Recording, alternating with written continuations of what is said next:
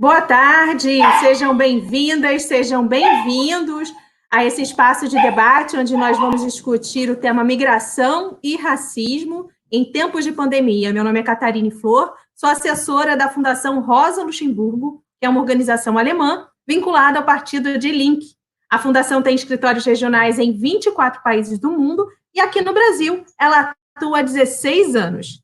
E nesse tempo que ela trabalha aqui no Brasil, ela vem desenvolvendo e promovendo atividades que promovam pensamento crítico, com base em tradições dos movimentos trabalhistas, feministas e antirracistas. E eu quero começar já agradecendo a participação, que já estão aqui nos comentários da nossa live, do Irineu Dourado. Obrigada por já estar aqui presente, já desde antes, né, das 2 horas, está aqui aguardando. Da Marceli também, que já comentou aqui, da Andréia Batista Vieira. Boa tarde, Andréia. E nós vamos, enquanto vocês vão se ajeitando aí no sofá, na sua cadeira, se organizando aí em casa, ou de onde vocês estiverem para acompanhar essa live, eu vou contar um pouquinho sobre o trabalho que os trabalhos que a Fundação vem promovendo. Vocês estão ouvindo o barulho de cachorro, muito provavelmente, porque eu estou em casa, é o meu cachorrinho Hobby.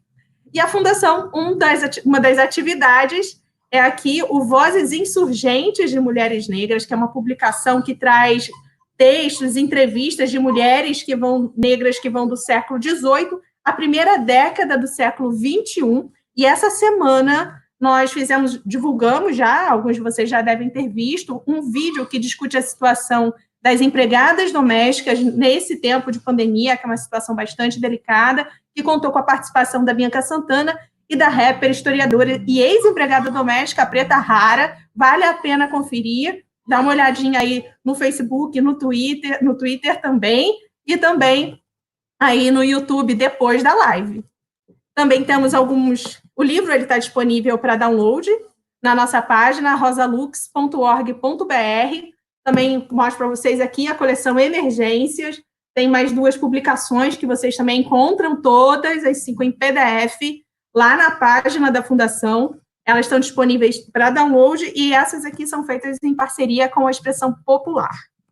E, por último, hoje eu vou apresentar para vocês o livro Passe Livre, As Possibilidades da Tarifa Zero contra a Distopia da Uberização, que é do Daniel Santini, que, além de escritor desse livro, ele é coordenador de projetos da Fundação e vai estar aqui com vocês para poder fazer parte, né, desse debate, e é quem vai conduzir todo esse debate sobre migração e racismo em tempos de pandemia. Daniel Santini, você está por aí já? Tudo bem, Catarine? Obrigado pela apresentação, obrigado por essa introdução. E começar agradecendo a presença de todas as pessoas que estão assistindo. Estou vendo aqui, além do Irineu, da Andréia, da Márcia, o Gerhard Dilger, o diretor do escritório de Buenos Aires, Francisco José dos Santos, Érica Azelini. Bem-vindos, bem-vindas. A gente vai começar aqui a nossa conversa. Para esse bate-papo sobre migração e racismo, no contexto que a gente está vivendo, contexto de todo mundo trabalhando em casa ou trabalhando, não podendo ficar em casa e tendo que sair. A gente viu agora a Catarine com o cachorrinho dela. Tá uma situação muito complexa. Para essa conversa, a gente vai convidar aqui a Letícia Carvalho, que é da Missão Paz, e o Mamadou Bou, da organização SOS Racismo, de Portugal. Tá? Eu vou ter os dois aqui, queria já tê-los na tela aqui, por favor, Juliano. Já agradecer também o Juliano Vieira, que é o nosso operador aqui, ele que está fazendo toda essa arte aparecer, tudo acontecer, agradecer. E agradecer também o nosso diretor, Torgel Ledin, que ele está acompanhando também essa conversa aqui e foi quem possibilitou a gente realizar esse papo. Ele vai estar na segunda live, a gente está fazendo uma sequência. Essa é a primeira sobre migração e racismo. Tá? A gente vai começar. Eu queria que vocês se apresentassem. Letícia, Mamadou, por favor. Claro. Boa tarde, então. Boa tarde, Daniel. Boa tarde todo mundo que está nos acompanhando pelas redes sociais da Fundação Rosa, também pelas redes sociais da Missão Paz. É um prazer enorme estar aqui. Agradeço já, em nome de toda a equipe da Missão Paz, o espaço, a oportunidade e a parceria que a gente vem desenhando durante esse ano para os temas de migração, né? Então, assim, me apresentando brevemente do lugar que eu falo, né, e da onde eu, né, por que estou aqui falando sobre esse tema. Minha formação é em Relações Internacionais, comecei a atuar na Missão Paz em 2014 como voluntária, e a partir de 2016, com a lei de imigração no Brasil tramitando no Congresso Nacional e avançando, eu passo a desenvolver um trabalho na área de incidência política, ou advocacy, que a gente chama, que é realmente estar junto com os tomadores de decisão, incidindo nos temas de migração, no paradigma de direitos humanos. Então, é um prazer enorme, acho que a gente poder falar um pouco do trabalho da missão aqui hoje, e também sobre esses paralelos entre o tema migratório e a pandemia da Covid-19. Muito obrigada. A gente que agradece, Letícia. Apresentar também o Mamadou Ba, que está falando com a gente direto de Portugal. Agora são 18 horas em Portugal. Dizer oi para todo mundo que está acompanhando a gente de Portugal, tem gente de outros países também. Essas conexões são importantes, esses laços são importantes. Mamadou, por favor, vou te pedir para se apresentar também. Eu acredito que seu microfone está mudo. Ainda não? Ainda não estamos te ouvindo, Mamadou, desculpa. Agora sim. Boa tarde a todas e a todos. É sempre uma aprendizagem, há sempre uma pequena falha nessas redes digitais. Começo por cumprimentar, evidentemente, o Daniel e a Letícia, que são o meu e a minha companheira de debate. Agradecer à Fundação Rosa Luxemburgo também pela oportunidade e felicitar-vos pela iniciativa. Para eu me apresentar, enfim, eu sou um cidadão nascido no Senegal, hoje naturalizado português. Eu vivo em Portugal há cerca de 25 anos e faço parte do SOS Racismo há mais ou menos 22 anos. O SOS Racismo existe há 30 anos e surge numa altura em que a extrema-direita em Portugal, depois do rescaldo da Revolução de 74, tentou reorganizar-se. E na sequência do assassinato de um militante de esquerda revolucionária do PSR, foi assassinado pela extrema-direita e nessa sequência criou-se o SOS Racismo. 5 anos depois há um outro assassinato de um imigrante de origem cabo-verdiana, Alcindo Monteiro, em 95, no dia 10 de junho, dia de Portugal, dia dos nacionalismos. E então o SOS nasce nesse contexto. A nossa área de intervenção é, para além da militância cotidiana de resposta às pessoas que são vítimas do racismo, é também fazer combate político para a alteração, não apenas da produção legislativa sobre a questão racial, mas sobretudo no combate contra a hegemônica sobre a narrativa racista que ainda permanece em Portugal, numa sociedade pós-colonial. Temos vindo a fazer esse trabalho nos últimos 30 anos e esta circunstância da pandemia demonstrou que se antes as pessoas racializadas, os imigrantes, eram as vítimas privilegiadas do capital ou do capitalismo, depois ou durante a pandemia, esta circunstância agravou-se muito. Espero que a gente possa depois discutir isso com mais detalhe. Mais uma vez, muito obrigado pelo convite. Gente que agradece, Mamadou, é muito bom poder fazer essas conexões. Se a gente está com restrições de deslocamento, se a gente não tem podido se encontrar pessoalmente, pelo menos essa época ela permite que algumas conexões aconteçam aqui. Queria registrar também, aproveitando aqui, eu citei que a gente tem colegas da Argentina, tem também um colega do Paraguai, aqui, Guilherme Ortega, que está acompanhando a conversa aqui, está também dando um alô. A nossa colega, também coordenadora da Fundação Rosa Luxemburgo, Cristiane Gomes, que é uma das pessoas que coordenou aquele livro que a Catarine mostrou no começo, Vozes Insurgentes de Mulheres Negras, uma publicação muito interessante, também relacionada ao tema. Estou mencionando isso para deixar aqui, já desde a saída, que a gente está lendo, a gente está ouvindo vocês. Comentários pelo Facebook ou pelo YouTube, a transmissão está simultânea nos 2 canais, são bem-vindos, escrevam, comentem, falem, a gente tem a ideia aqui de fazer uma conversa, fazer um diálogo, que não seja só uma exposição, mas que a gente consiga ter alguma interação também. Então, deixar já essa provocação para as pessoas enviarem perguntas durante as falas, Ao final, a gente vai ter um espaço para ler, comentar. E enquanto a gente está falando também, tem uma janelinha aqui que reúne todos os comentários. A gente vai conseguir também ler o que vocês estão escrevendo. Tá? A gente vai começar com a Letícia, falando um pouco. Ela apresentou um pouco do trabalho na Missão Paz. E eu sou muito feliz da Fundação trabalhar com a Missão Paz. Uma organização que é uma referência importantíssima no tema. É uma coisa incrível o trabalho que a organização faz, não só de acolhida, de recepção de imigrantes e refugiados, mas também de luta por direitos de imigrantes. Eu acompanho o trabalho há mais de 6, 7, 8 anos, e com uma admiração incrível, toda vez que eu tenho a oportunidade de visitar a Missão Paz, eu aprendo. A última reunião que a gente fez era para ser uma reunião rápida, durou 2 horas, 3 horas, a gente compartilhando análises, compartilhando leituras sobre o momento atual. Eu dou essa introdução para a Letícia, para ela compartilhar um pouco com a gente da experiência que ela tem como assessora de advocacy na defesa de direitos de imigrantes e também como integrante ativa da Missão Paz. Eu queria que você contasse um pouco para a gente, Letícia. A Missão Paz hoje está com uma casa lotada de imigrantes, verdade? Imigrantes e refugiados, super especial, e São Paulo é a cidade que mais tem imigrantes hoje no Brasil. Me corrija se eu falar alguma besteira, Letícia, por favor.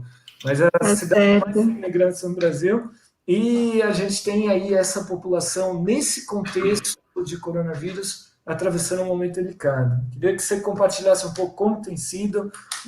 A exposição inicial vai ser de cerca de 10 minutos, tá, gente? Depois a gente vai ver tudo, e aí vai fazer uma conversa mais direta. Mas enviem perguntas também durante a fala. Letícia, por favor. Tá certo. Muito obrigada, Daniel. É isso, né? Esse desafio da gente falar em 10 minutos sobre informações e esse tema tão complexo que é o tema da migração, né? Eu acho que só antes voltar um pouquinho e falar desse contexto da Missão Paz, né? Acho que o Daniel pediu para eu contar um pouco como é que está a situação agora, né, na missão. E a Missão Paz, então, ela é esse trabalho dos missionários escalabrinianos, que tem presença em 34 países, né? Esses religiosos, é uma organização de sociedade civil coordenada, né, por essa congregação da Igreja Católica, e que aqui em São Paulo está desde 1939. O retrato atual da Missão Paz, ele está composto como um centro integrado de atenção e atendimento a migrantes e refugiados. Então, que contém uma casa do migrante, com capacidade para 110 pessoas, um centro de atendimento, com atendimento de saúde, assistência social, aulas de português, cursos profissionalizantes, enfim, uma gama de serviços, um centro de estudos migratórios, especializado no tema de migração e mobilidade humana, e os trabalhos realizados pelas paróquias, pela paróquia latino-americana, que já tem mais de 25 anos aqui em São Paulo, a paróquia italiana, que é a mais antiga, e também a paróquia brasileira, e os eixos transversais, que a gente chama, que é a atuação em projetos, a atuação da incidência política, a atuação da comunicação e também uma web rádio online, né, que está sempre linkada ao site da Missão Paz, que é a web rádio Migrantes. Então, é desse lugar, né, que eu falo, e como que está hoje, né, como é que está o retrato hoje, como que a missão, né, esse trabalho que está aí há 80 anos, né, a gente completa esse ano, tão perene, né, que já viu tantos fluxos migratórios chegarem, como é que ela se coloca, né, como é que ela enxerga e como é que a pandemia impacta nesse trabalho, né? A gente começou desde março, mais ou menos, as decisões de fechamento e suspensão de serviços, elas se deram de uma forma gradual, e foi a partir do próprio avanço, né, que a gente foi observando na pandemia. Então, ela começa primeiramente, né, as atividades coletivas foram suspensas, em seguida, as atividades individuais, os atendimentos presenciais, e, por último, foi a tomada de decisão em relação à própria casa do migrante, né, que é esse centro de acolhida, que é esse lugar onde os migrantes que chegam em situação de vulnerabilidade ficam conosco, né, durante esse tempo. Então, a casa optou-se pela quarentena, pelo isolamento daqueles abrigados que estão ali conosco, hoje são 66 pessoas de 16 nacionalidades diferentes, né? Então, que estão ali em isolamento, com acesso à internet para ter contato com suas famílias. Atualmente a gente está passando pelo mês do Ramadã, né? Então, com adaptações para as populações, para os migrantes e refugiados muçulmanos que ali estão, para que eles possam cumprir com esse mês sagrado, né, para eles. E, além disso, a gente segue com muitas doações. A gente recebe doações, né, a gente faz um trabalho em rede, né, acho que todo o trabalho que a Missão Paz faz é completamente feito em rede, né, a gente não faz nada sozinho. Então, a gente recebe muitas doações, tem recebido muitas doações, e, com isso, realizado muitas doações aos migrantes. Então, cestas básicas, kits de higiene, kits para itens para bebê, né, fraldas, leite em pó. Então, tudo isso, através de doações que recebemos, tanto físicas quanto em dinheiro, a gente consegue viabilizar essas doações para os migrantes. E eu acho que não dá para deixar de falar aqui, né, nesse espaço, sobre as próprias iniciativas das comunidades migrantes aqui em São Paulo. A gente tem visto, e certamente por todo o Brasil, isso se replica, né, que são os próprios migrantes tomando a iniciativa de se organizarem para poder fazer o atendimento a próprios imigrantes e também a brasileiros em situação de vulnerabilidade. Tem vários exemplos, todos os dias a gente recebe novos exemplos, então, desses coletivos migrantes fazendo essa atuação. E aí, para falar um pouquinho em relação aos fatores adicionais, né, que impactam, né, que a pandemia acaba impactando o tema da população migrante aqui no Brasil, um ponto bastante interessante, que eu acho que a gente não pode perder como pano de fundo, a própria colocação que um artigo da professora Deise Ventura, que é da Faculdade de Saúde Pública da USP, ela tem um artigo na revista Sur, da Conecta Direitos Humanos, que fala sobre o impacto das crises sanitárias nos direitos dos migrantes. E ela coloca, né, ela defende e ela traz nesse artigo que a associação entre o estrangeiro e a doença acompanha a história das epidemias, e faz parte da própria construção das identidades nacionais do Ocidente, né? Então, eu acho que, e ela traz vários exemplos, desde a Idade Média, com o tema da HIV/AIDS, com o tema do Ebola. Então, isso é algo que não dá para a gente perder de linha, né? Eu acho que é algo que tem que estar muito, muito forte, né, no nosso entendimento quando a gente vai falar sobre migração em contextos de pandemia. E outro ponto que eu acho que aí concerne muito a realidade do Brasil, né, sobre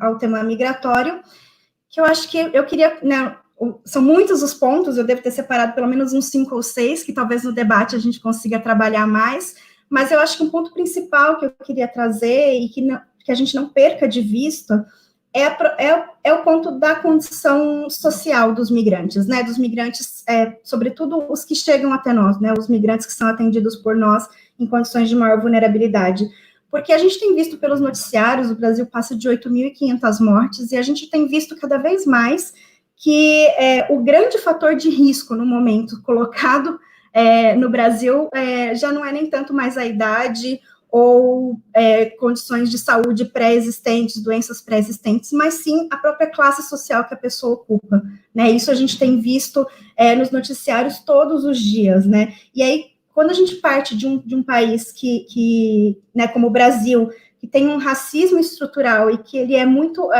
colocado, né, através da própria institucionalidade do Estado, né, e isso há muito tempo vem sendo denunciado pelas comunidades negras, isso não é diferente com a população migrante, né, que a população migrante que está nas periferias de São Paulo, que tem um grupo grande de pessoas negras, de pessoas vindas de África, de pessoas vindas do Haiti, e os próprios latino-americanos.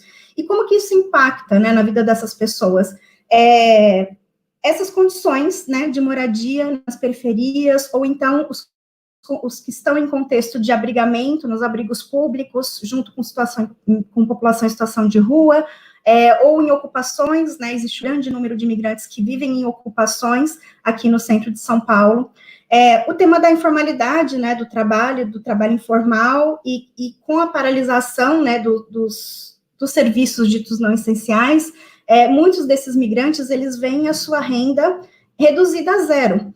Então, muitos estão tendo dificuldade de pagar os seus aluguéis, estão sendo despejados. Então, assim, é uma realidade que nos chega todos os dias. O aumento dos relatos de violência doméstica, né, isso continua chegando. Então, esse impacto, né, do isolamento, da pandemia, sobre a mulher é algo que cada vez mais a gente vê as consequências disso, e o próprio contexto do auxílio emergencial, né? Aqui no Brasil, a gente tem essa opção, né? O governo ofereceu, né? O Congresso Nacional aprovou de uma forma bastante célere o auxílio emergencial de R$600.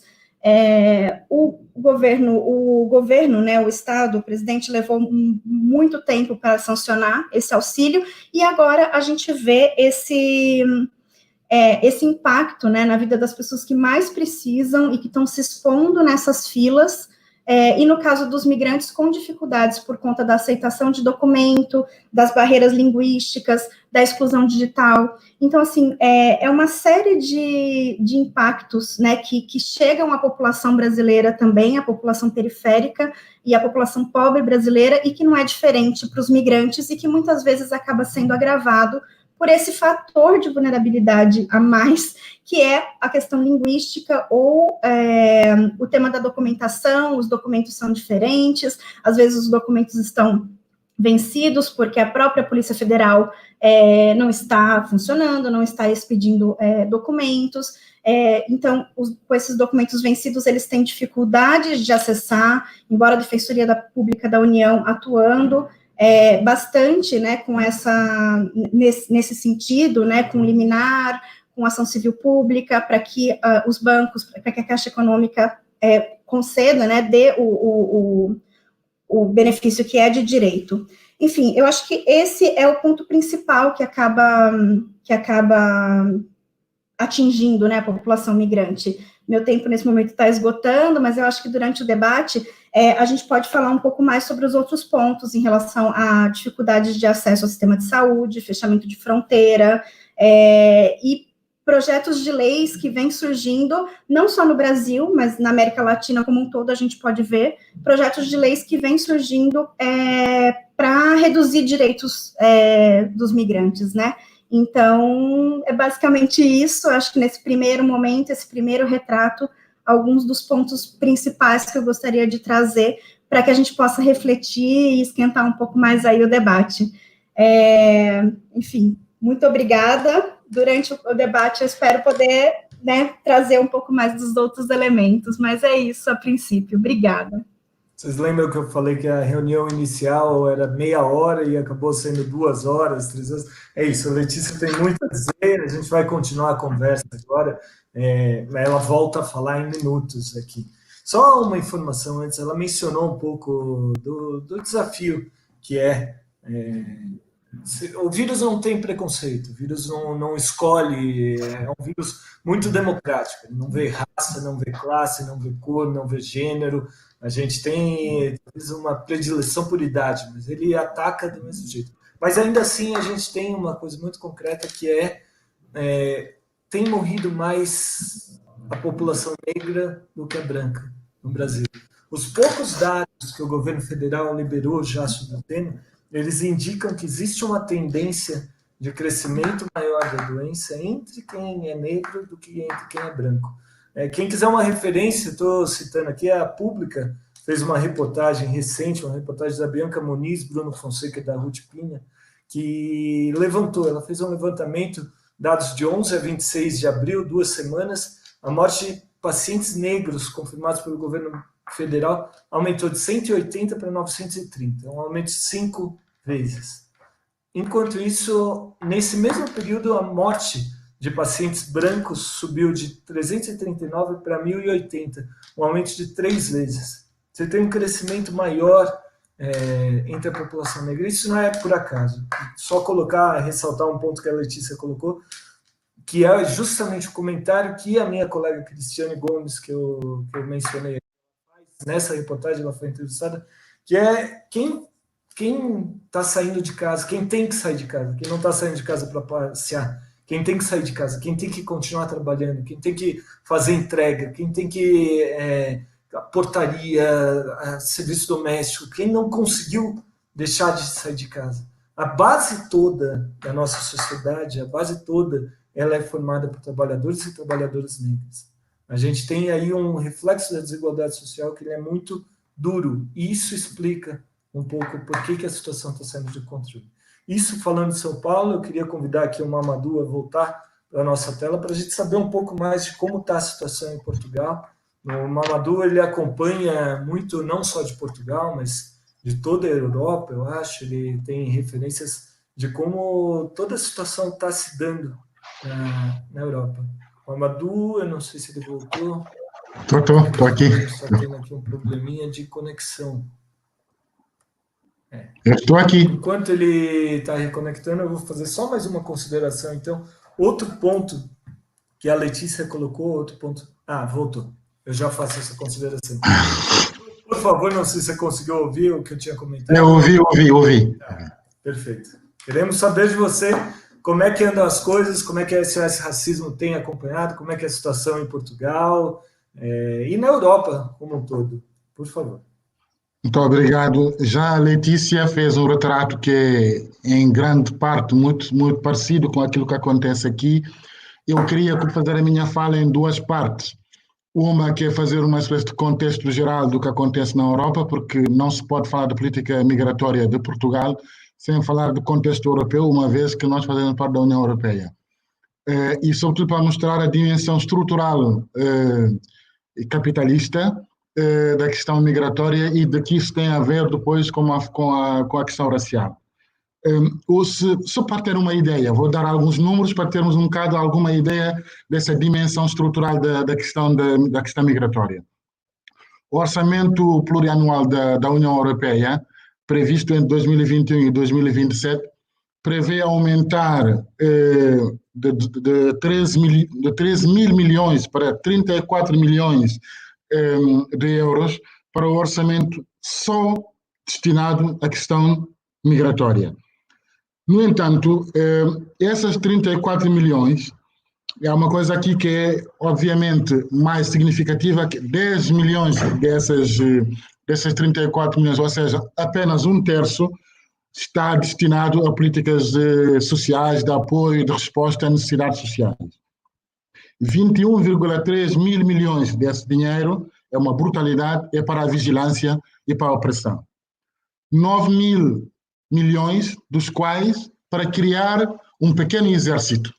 A Europa está apostada a ter um corpo de guardas de fronteiras de cerca de 10 mil elementos até 2027. E está previsto gastar 9 mil milhões de euros para montar este exército. E para 2020, para nós vermos realmente qual é a importância ideológica, qual é a estratégia ideológica da Europa relativamente à questão migratória, para o orçamento de 2020, a Europa prevê gastar 420 milhões de euros só para a rúbrica da guarda das fronteiras, só para vigiar as fronteiras. Mais de 34% do que o ano 2019. E se fizermos uma comparação, então, entre esses 420 milhões com, por exemplo, os 156 milhões que a Europa quer gastar, por exemplo, para calamidades naturais, incêndios, inundações, incêndios florestais, outro tipo de catástrofes naturais, ou ainda com os 147 milhões que a Europa quer gastar para a ajuda, para a cooperação e o desenvolvimento, percebemos claramente que as prioridades da Europa estão no securitarismo, né? Estão numa ideologia securitária, estão numa ideologia de repressão da mobilidade humana. Aliás, a prova disso, na minha opinião, é que a Europa gastou nos últimos 2 anos cerca de 11 mil milhões de euros só para expulsar imigrantes. 11 mil milhões de euros é um terço do que foi o resgate no tempo da Troika para Portugal. Um terço. Portanto, é uma brutalidade de dinheiro.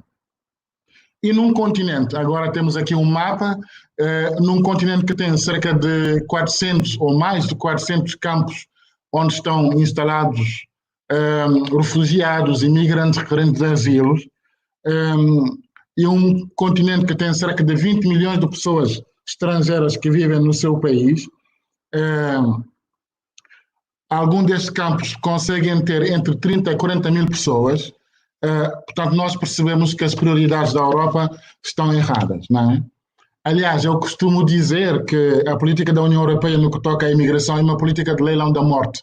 Se vocês acompanharam ultimamente o que aconteceu entre a Turquia e a União Europeia, quando a Turquia chantageou a União Europeia para abrir as fronteiras da União, e lembrando que a Turquia negociou com a União Europeia um valor de 6 mil milhões de euros, que é uma quantia astronómica, para apenas vigiar os imigrantes e refugiados sírios, mas não só, para evitar, evidentemente, que a opinião pública europeia se confrontasse com a presença da desgraça que é ter transformado o Mediterrâneo e as fronteiras terrestres da União Europeia num cemitério a céu aberto. Nos últimos 10 anos já morreram cerca de 20 mil pessoas no Mediterrâneo. E esta mesma estratégia funcionou com a Grécia, cujo governo de esquerda capitulou, não é? Perante as injunções da União Europeia. A prova disso é o que aconteceu, o que está a acontecer agora, por exemplo, na ilha de Lesbos, onde há milícias de extrema-direita a incendiar os campos de retenção, detenção, de instalação temporária de imigrantes. Portanto, esta estratégia, na minha opinião, ela ajudou a fortalecer os governos neofascistas por todo lado na Europa.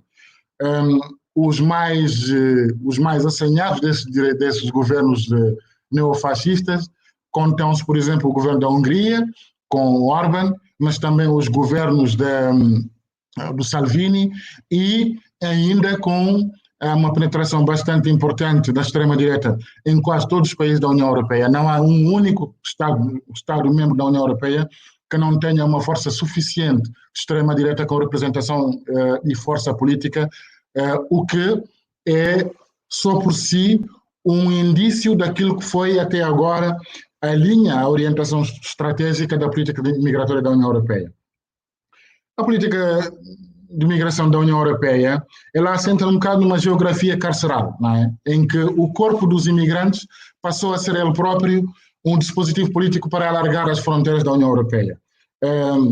E esse alargamento faz de várias formas, ou pela militarização das fronteiras, ou pela sua externalização, ou até, e em muitos casos, pelo acantonamento, confinamento dos imigrantes em espaço de não direito, em espaço onde muitas vezes a precariedade em que essas pessoas se encontram é absoluta, não é? Em que estão completamente abandonadas porque não podem gozar de nenhuma proteção ao abrigo das convenções, das várias convenções que existem na União Europeia. O que fez com que o imigrante também se transformou numa espécie de inimigo real e imaginário para justificar um bocado as opções securitárias da gestão das políticas migratórias. E o paradigma securitário, ele é uma estufa para o racismo, porque impor a social-democracia a tentar recuperar e higienizar a retórica da extrema-direita anti-imigrante, o que também ajuda a criar uma legitimidade social e política da normalização do racismo anti-imigrante no discurso e na opinião pública. E em Portugal o cenário é um pouco diferente, como é óbvio, mas por razões geográficas. Portugal não é o país onde chegam em primeira mão os imigrantes. Por razões históricas, é um país que aderiu mais recentemente, há cerca de 30, 40 anos, à União Europeia, e é um país que teve um processo de desenvolvimento económico muito assente na presença de uma mão de obra imigrante, e por razões políticas, porque é um país que também teve, durante algum tempo, alguns governos sociais-democratas que tiveram alguma mitigação dessas políticas, comparando com aquilo que acontecia na Europa. No entanto, a necessidade de harmonizar essa política nacional com a doutrina europeia fez com que uma parte importante do dispositivo político da União Europeia em matéria de gestão das políticas migratórias se encontrem também na forma como a gestão política da migração é feita em território nacional. Em Portugal residem cerca de 500 mil pessoas legalmente, mas nós, da sociedade civil, estimamos que existem entre 40 a 100 mil pessoas em situação irregular, o que significa que o despacho que tem vindo a ser elogiado por todo lado, que foi agora lavrado pelo governo no âmbito da Covid, este despacho deixa de fora muitas dezenas de milhares de imigrantes. O despacho não responde à necessidade de regularização definitiva desses imigrantes. Muitos deles vão ficar de fora, porque o prazo que o despacho estipula primeiro dia 1 de abril até dia 31 de junho, o que do ponto de vista burocrático é absolutamente impossível e incomportável para se concretizar uma mudança estrutural e uma regularização em massa desses trabalhadores. Pois há um outro problema na questão migratória em Portugal. É que o instrumento administrativo da gestão das políticas migratórias é um instrumento policial. Chama-se Serviços Estrangeiros e Fronteiras. É uma polícia de fronteiras. É uma polícia que tem uma prática policial, portanto, não tem uma prática administrativa, em que há um poder discricionário imenso desse organismo, que resulta muitas vezes em mortes, como vocês, não sei se acompanharam. Em março passado, no aeroporto, foi assassinado um imigrante ucraniano, efetivamente por inspetores do Serviço Estrangeiro e Fronteiras. E é nesse contexto que convém dizer que esta pandemia não só não afeta de forma igual toda a gente, como até pode aumentar o grau de exposição e de risco por motivos raciais, né? Os imigrantes são as pessoas, e as pessoas racializadas, são aquelas que estão na linha da frente daquelas que se tornaram a carne para canhão para a sustentação da máquina económica. São aquelas e aqueles que não podem parar de trabalhar porque senão morrem de fome. Não podem aspirar ao teletrabalho, nem ao layoff, porque estão precarizados laboralmente. Não podem ter condições de centro de confinamento, porque têm condições de habitabilidade muito precárias. São mais vulneráveis ao abuso do patronato e ao despedimento por serem precarizados e racializados. São mais vulneráveis ainda ao autoritarismo e à violência policial pela profundidade do estigma social e racial em sociedades pós-coloniais como Portugal. São, no fundo, a maior expressão da divisão capitalista do trabalho. Porque antes do Covid-19, eles eram o alvo e a vítima privilegiada do sistema capitalista. Depois da pandemia, passarão a ser aqueles que vão pagar a fatura mais cara da crise. E é por isso que em tempos tem havido mobilizações em Portugal e pela Europa fora para encontrar alternativas de mobilização de solidariedade. E uma das coisas que o movimento tem dito é que a nossa luta não está em quarentena porque a vida não espera. Muito obrigado. Uau! Que análise, Mamadou. Obrigado por compartilhar com a gente essa análise. Você falou em militarização. Eu queria pedir a presença da Letícia aqui também na tela, né? Juliana, por favor. A gente tem aqui no Brasil uma experiência que ela está muito concreta, que é a Operação Acolhida, que é o uso de forças militares para atender uma situação emergencial de migração num fluxo muito intenso de venezuelanos no Brasil. Isso aconteceu no primeiro trimestre, teve muita força, não sei exatamente como está a situação agora, mas a Letícia acompanhou, ela chegou a visitar esses campos, e também queria, Letícia, que você comentasse um pouco, fazendo a conexão com essa conversa do Mamadou, comentasse um pouco o projeto que chegou a ser proposto no Senado, de se criar campos de refugiados com restrições de deslocamento no Brasil, em território nacional. Isso acho que é algo que a gente não viu ainda. Queria que você comentasse, porque eu acho que tem muita conexão com o que o Amador acabou de apresentar, da securitização, da militarização do assunto.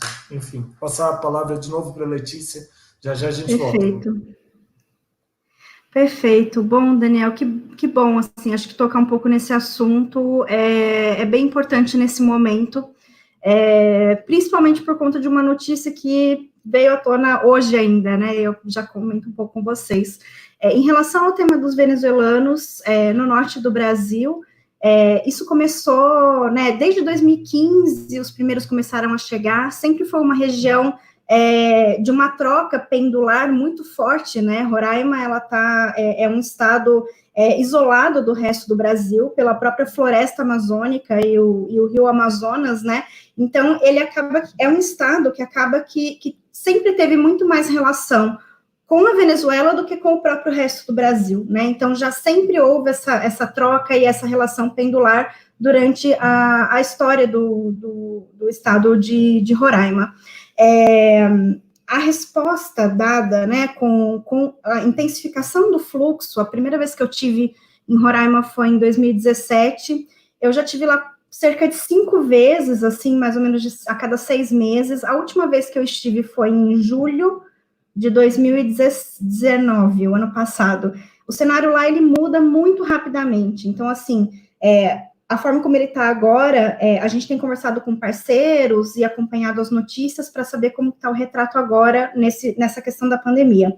Mas, em geral, o que a gente teve, né, como resposta para o fluxo venezuelano foi uma resposta tardia, né, então levou muito tempo. A gente teve eu tive em agosto de 2017, com toda a população venezuelana praticamente em situação de rua, uma ausência né, e assim, havia alguns esforços da própria sociedade e também dos governos locais, mas que não davam conta da demanda, e depois de muito tempo, de um ano e meio praticamente, que houve a intervenção federal, né, que o governo federal, ainda no governo Temer, ele oferece uma resposta para aquela dinâmica do fluxo. E a resposta oferecida, a princípio, dizendo que seria por uma questão logística, e a gente entende que a questão logística é necessário, sim, que quem teria essa capacidade, né, de chegar num estado tão isolado, num país como o Brasil, que é um país continental, com uma floresta no meio, seria o Exército Brasileiro, com essa capacidade realmente de montar uma estrutura. Mas o que a gente foi vendo no decorrer dos anos tendo, né, colocando a nossa crítica e a nossa preocupação como sociedade civil, é que essa operação, que deveria, a princípio, ser logística, né, do Exército, a gente acaba percebendo que o Exército ele acaba tomando como cérebro da operação, né? Então, a presença, né, do Exército, né, no controle desses abrigos, né, não chamados de campos de refugiados aqui, mas abrigos, mas que tem capacidade para mais de 1.500 pessoas, em parceria com agências da ONU, sociedade civil, mas, enfim, essa presença, né, e esse comando do Ministério da Defesa. Então, isso sempre foi algo que sempre vimos com preocupação, né, e pensar que isso deveria ser algo, né, por ser estruturas transitórias, né, e não incentivar a integração dessas pessoas, né, ao local onde elas estão. E mais recentemente, agora também no contexto da pandemia, sim, foi apresentado um projeto de lei para a criação de campos de refugiados, com a desculpa, eu até anotei aqui, mas com com a justificativa, né, do projeto de lei, que seria para desafogar os serviços públicos dos estados mais afetados e combater a permanência ilegal enquanto aguardam o reconhecimento do refúgio. Então, assim, ele já vem com vários pontos de inconstitucionalidade e de ilegalidade, que o primeiro é a própria questão dos serviços públicos, né, está na nossa Constituição Federal, né, que os serviços fundamentais eles devem ser oferecidos à população. Então, são serviços que devem se adequar às necessidades das pessoas e não ao contrário, né. E outra que, de fato, é essa questão da ilegalidade, né, o nosso protocolo de solicitação de refúgio, a nossa lei de refúgio, a pessoa estando à espera da decisão, se ela vai ser refugiada ou não, do procedimento de regulatório, ela não está irregular, né? Até aí vem o erro, né? A gente não fala em ilegalidade das pessoas, a gente fala em irregularidade migratória, né? As pessoas não são ilegais, elas não estão cometendo um crime, é uma questão burocrática que elas estão irregulares. Então, é visto com preocupação, a gente fez alguns movimentos de pedir aos líderes, de pedir aos presidentes das casas legislativas de que não pautem projetos de lei dessa natureza, ou que pelo menos haja consulta para que a gente possa, fizemos nota técnica, todo o esforço possível que a sociedade civil pode fazer para tentar impedir que coisas como essa aconteçam. E aí, só para fechar, da notícia de hoje, que nós temos visto com muita preocupação, que é um vídeo do comandante-geral da Operação Acolhida,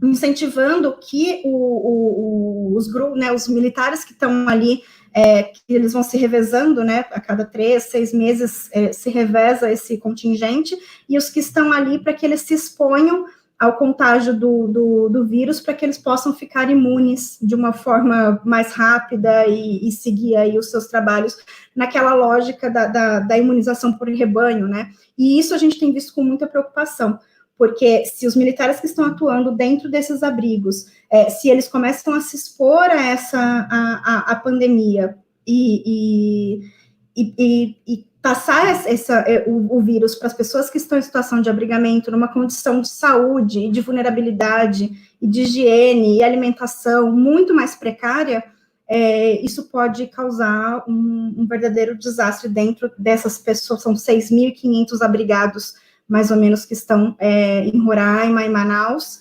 além de todos que estão em situação de ocupação, situação de rua. Então, é um pouco do retrato, assim, do que tem chegado até mim e desse histórico que eu posso trazer aqui muito brevemente. Enfim, muitas coisas. Ainda que de maneira resumida, Letícia, obrigado por esse relato, acho que é fundamental isso. Eu vou voltar a palavra aqui para o Mamadou, mas eu queria mencionar, citar literalmente um texto, que é um texto do Mia Couto, quando ele foi convidado para fazer uma fala numa conferência sobre segurança. E ele começa falando, é muito ruim a gente estar discutindo segurança e não justiça. E aí ele fala assim, eu estou lendo aqui, tá? Para fabricar armas é preciso fabricar inimigos. Para produzir inimigos é imperioso sustentar fantasmas. A manutenção desse alvoroço requer um dispendioso aparato e um batalhão de especialistas que, em segredo, tomam decisões em nosso nome. Eis o que nos dizem. Para superarmos as ameaças domésticas, precisamos de mais polícia, mais prisões, mais segurança privada e menos privacidade. Para enfrentarmos as ameaças globais, precisamos de mais exércitos, mais serviços secretos e a suspensão temporária da nossa cidadania. Esse texto ele foi escrito há anos, já faz muito tempo mesmo, mas ele é muito atual. É um texto intitulado Morar o Medo, e acho que tem tudo a ver com o que a gente está conversando. Queria convidar o Mamadou de novo para falar um pouco mais, não só sobre isso, mas aí, Mamadou, você mencionou, também fica à vontade de retomar esse tema, mas você mencionou solidariedade. A Letícia falou disso também, e solidariedade internacional acho que é uma das chaves para a gente tentar encontrar soluções, tentar superar esses fantasmas que são criados de maneira recorrente, que tem tudo a ver com o debate sobre racismo que a gente está tendo. Aqui em São Paulo, a gente tem tido a atuação de movimentos sociais distribuindo alimentos. Semana passada, um grande amigo ele teve numa ocupação, uma dessas ocupações que a Letícia mencionou, uma ocupação na Voluntários da Pátria, que é uma ocupação de estrangeiros, distribuindo marmitas organizadas pelo MST, pelo Movimento dos Trabalhadores Sem Terra. São muitas iniciativas desse tipo. Agora mesmo, o escritório de Nova York da Fundação está fazendo um debate nesse mesmo instante, é uma coincidência boa, assim, chamado The City, exatamente sobre movimentos sociais urbanos, as oportunidades, desafios, o que pode ser feito. Um alô para o nosso amigo Kazem Balangum, que está participando desse debate nesse exato instante. Eu queria abrir para você comentar um pouco isso também, Mamadou, a potência que a solidariedade tem para superar justamente esses fantasmas, essa política de ódio que a gente vê acontecer, a gente vê nesses partes ao mesmo tempo, de maneira muito triste. Assim. Por favor, Mamadou. Sim, nós inclusive nós fizemos sair uma carta aberta subscrita por vários coletivos e várias personalidades, em que uma das coisas que dizemos é que a solidariedade não pode ficar em casa. E a solidariedade não é um ato de caridade nem assistencialismo, é um compromisso político, porque quando o Estado falha, quando o sistema capitalista organiza por forma a que quem tem menos é que tem que pagar mais caro a crise, a alternativa é nós nos mobilizarmos e nos organizarmos e levarmos a solidariedade a quem precisa. Em Portugal há várias campanhas organizadas pelo movimento social em torno da pandemia.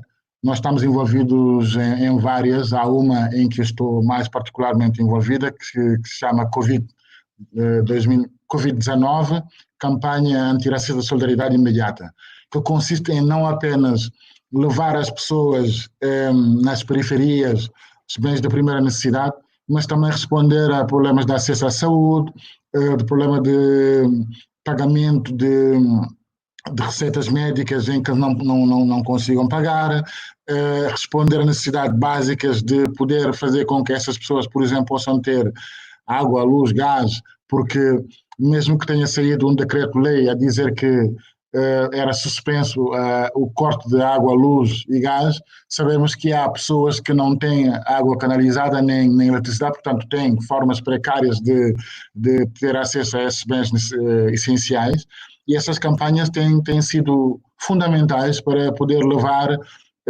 esta solidariedade junto das pessoas que precisam, sobretudo no espaço onde o Estado tem falhado, né? Onde o Estado tem primado pela ausência.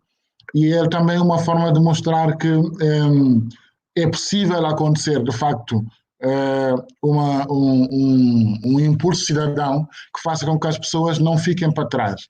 Aliás, há um slogan que está numa propaganda do Estado e das empresas que diz que estamos todos no mesmo barco.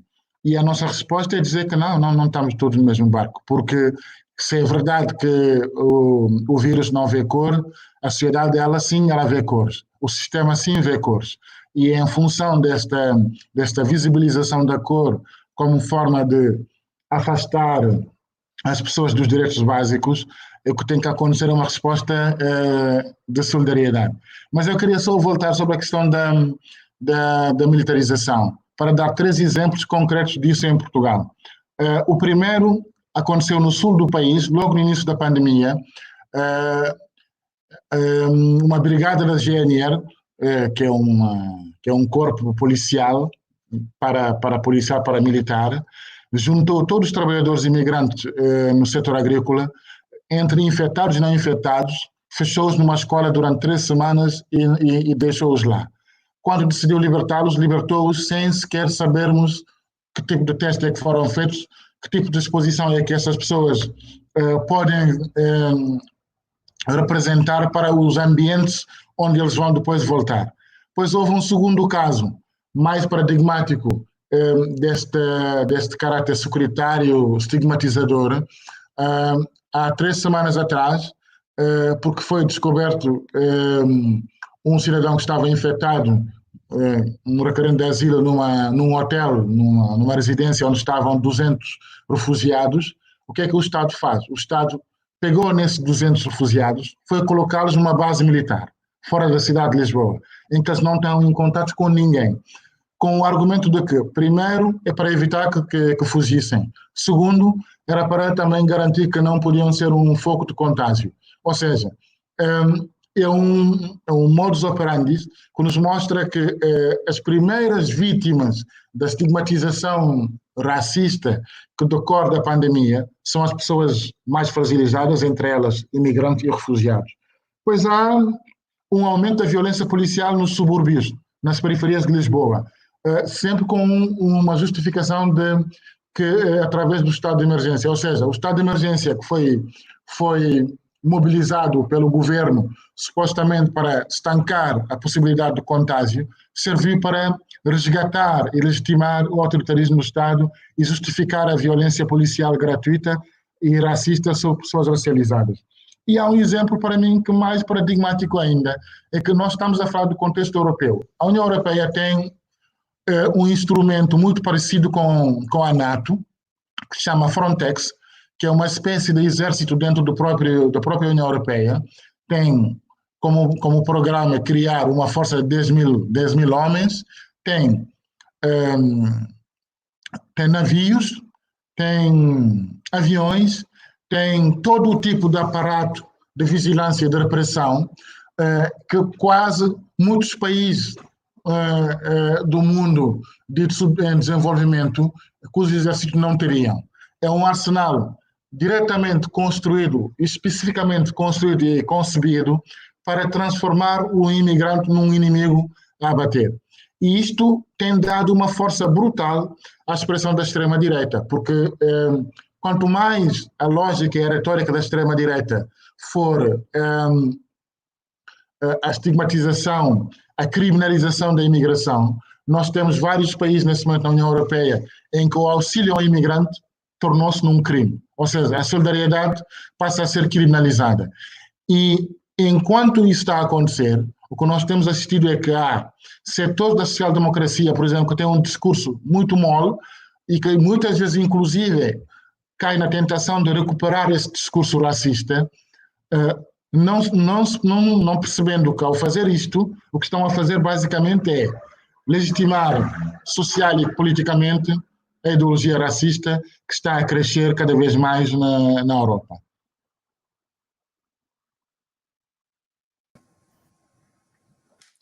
É impressionante as conexões que existem, Mamadou. Você fala da Europa, parece que você está falando do Brasil também. É muito fácil de conectar e aí ressaltar algo que eu falei no começo do programa também. A gente tem gente de todas as partes assistindo. É muito desafiador organizar discussões sem a presença, estar perto das pessoas, olhar, falar perto, mas a gente tem aqui o Christian Rousseau de Berlim, o pessoal do Ceará, Lívia Maria mandou um alô, José Luiz Silveira de Niterói, gente de todos os cantos aqui, isso é muito, muito legal de ver acontecer. Essa semana teve uma outra live, teve uma outra conversa, o pessoal da Fundação Gabo, da Colômbia, Fundação Garcia Marques, organizou uma conversa com a Patrícia Campos Melo, jornalista da Folha, Marifer Vargas, venezuelana, da Organização PANA Brasil, e da Maria José Menezes, da Coalizão Negra por Direitos Humanos, onde foi colocado muito isso que está sendo pontuado aqui, de como as diferenças, o vírus não diferencia, mas o vírus ele explicita a desigualdade social, ele explicita as diferenças que existem no nosso país. E olhar o que está acontecendo é muito duro, a gente sabe que tem uma perspectiva aí que ela é muito dura do que vai acontecer. Eu queria seguir aqui, abrir uma última pergunta da minha parte aqui, que é uma pergunta que chegou da Elaine Silva, professora da PUC São Paulo e pesquisadora do SEBRAP. Ela pergunta, e a pergunta aí vai para a Letícia, para o Mamadou, eu acho que é uma questão que tem tudo a ver com o que a gente está discutindo. Ela quer saber de vocês, e pode colocar eles na tela, Juliano, por favor. Ela quer saber de vocês como é que vocês veem o racismo contra os filhos da diáspora, em especial da diáspora amarela, ela se chama assim, compartilhando que tem amigos descendentes de japoneses e chineses, segunda, terceira geração, que têm sido ameaçados, que sofreram ameaças já, como propagadores do coronavírus, tem ouvido muita coisa assim. Juliano, pode colocar eles na tela, eu queria ouvi-los, por favor. Abrir aí, eu não sei se vocês têm relatos sobre isso, têm acompanhado, porque a gente está falando de racismo, isso é preconceito. Aqui no Brasil, eu sei que a gente teve um caso de uma explosão de xenofobia momentânea em algum momento contra venezuelanos, inclusive com cenas que são muito chocantes e tristes de venezuelanos sendo perseguidos na rua, na próxima fronteira, situações limites aí. Mas eu não sei se vocês têm acompanhado também violências contra descendentes de japoneses e chineses e outros povos. Sim, tem acontecido, viu, Daniel? Tem chegado até nós, sim, relatos. Eu acho que muito motivado também pelas próprias falas institucionais, né? Eu acho que quando o presidente norte-americano fala vírus chinês, várias vezes, né, na fala dele, ele se referir ao corona como vírus chinês. O próprio ministro da Educação aqui do Brasil, né, fez uma publicação extremamente racista, né, fazendo uma analogia, né,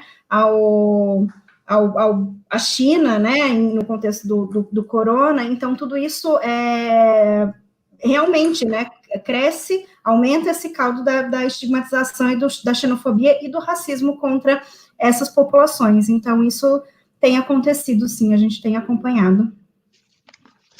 Sim, nós cá, a xenofobia sempre existiu na Europa, porque há uma tradição, uma cultura eurocêntrica muito marcada, em que há um preconceito de uma espécie de assunção de superioridade civilizacional da Europa em relação às outras culturas todas. Então, esta xenofobia, que era latente e que se manifestava através de conversas muito mais, digamos, insensadas sobre práticas culturais pouco adaptadas ao contexto ocidental. Eles agora explodiram, estão aqui no espaço público.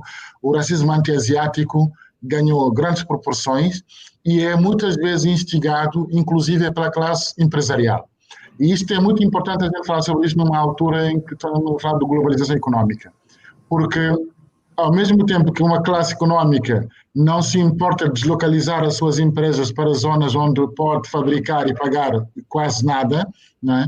Mas por uma questão de concorrência económica, o que tem acontecido é que há uma retórica xenófoba e racista por parte de um determinado setor empresarial, é dizer que a presença das comunidades chinesas, porque elas, na maioria, na Europa em particular, dedicam-se a um comércio muito particular, portanto, ao setor informal, ao setor terciário. E então há um discurso que está a se construir em torno desta concorrência económica, uma ideia de que há uma série de dumping social e económico das comunidades chinesas e que isso pode, inclusive, atacar o tecido económico português e europeu, em geral, e isso tem acrescido agora com a pandemia. E, infelizmente, com as teses também mirabolantes do ponto de vista acadêmico, nós temos algum setor acadêmico reacionário que tem vindo a produzir muitos trabalhos reacionários e racistas contra a comunidade chinesa, e isso tem aumentado o grau da xenofobia e do racismo anti-asiático um pouco por toda a parte na Europa e em Portugal também. Obrigado, gente. Acho que a gente está chegando aqui a 1 hora de conversa já. A sensação que eu tenho é que a gente poderia conversar mais 1 hora. Mas a proposta é que a gente coloque a discussão. Quem tiver interesse em continuar acompanhando, acompanha os canais da Missão Paz, os canais da SOS Racismo de Portugal. Tem referências, SOS Racismo disponibiliza e tem indicado uma série de livros. Eu estava olhando ontem o canal, é incrível, dá curiosidade, dá vontade de ler, dá vontade de... Então, essa live é uma provocação para a gente pensar a respeito, continuar e manter uma conversa. Nessa perspectiva, eu queria convidar a Catarina a voltar aqui. Eu queria manter por favor, Juliano, mantenha a Letícia e o Mamadou. A gente dá um tchau coletivo aqui. Mas eu queria convidar a Catarina a fazer um convite aqui para a próxima live que a gente vai fazer. A gente tem na tela também aqui. Catarina, por favor, você pode contar qual o nosso plano aí, como é que essa conversa continua por parte da Fundação? Claro, Daniel. Primeiro, muito obrigada por esse debate. Foi muito, muito positivos. Recebemos vários comentários aqui de pessoas que gostaram muito do debate. E eu estou aqui consertando o cabelo, só que é espelhado, não estou confusa. E no próximo dia 21 desse mês, 21, a gente vai discutir novamente, vai voltar a esse tema, né? Que é um tema que a gente entendeu que não dá para se esgotar em uma só live de 1 hora. Então, a gente vai prosseguir. A Letícia ela vai voltar com a gente nesse dia 21 como comentarista. Os participantes serão a Beatriz Gomes Dias, que é parlamentar pelo Bloco de Esquerda em Portugal, e também a Maria Oxana, que é diretora da Fundação Rosa Luxemburgo em Atenas. Então, esse debate ele vai ser ampliado, vai trazer aspectos daqui do Brasil, com a Letícia. A Maria Oxana vai trazer muitas informações sobre como está essa situação lá, né, em Atenas e também em outras partes da Europa, bem como a parlamentar Beatriz Dias Gomes, que vai também ajudar a gente nessa conversa. E aí a gente espera que vocês também, que estão aqui, participem, divulguem também o próximo debate, e agradeço mais uma vez a todos vocês por participar aqui com a gente, e também vocês que participaram aqui do debate, Daniel, Letícia e Mamadou. Muito obrigado. Importante. Obrigada. A mediação é do Torg Ludin, que é nosso diretor aqui da Fundação Rosa Luxemburgo, aqui no escritório do Brasil. Eu queria só para a gente encerrar, então, gente, só ler um comentário aqui. Chegaram mais comentários, a gente não deu conta de todo mundo aqui, mas ler um comentário da Rita Bonassi, que eu acho que encerra bem a nossa conversa. A solidariedade vai unir a humanidade. Obrigado pelo evento. E é isso. Obrigado a todo mundo. Obrigada. Obrigado. Foi muito bom tê-los aqui. Obrigada. Obrigado. Obrigado. Tchau. Até o próximo. Até a próxima.